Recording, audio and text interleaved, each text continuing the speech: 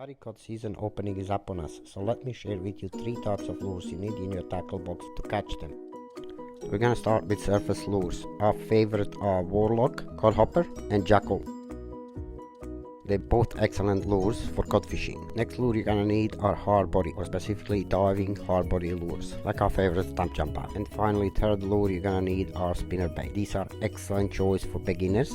They're easy to work and they will catch you fish. Now, 3 rules you must follow if you wanna catch Murrey cod. Number 1, fish very close to the snag. I'm talking inches away from those logs, rocks, weeds and things like that. Cod are very lazy fish and they're not gonna be moving around looking for food. They'll sit there all day waiting for the next meal to come close to them. Rule number 2, fish first light and last light of the day. That's when cod is most active and gives you best chance of catching him. Rule number 3 is to keep moving. Fish 5-10 minutes around the log or the rock you found, then move on to the next spot till you find the fish. All the best.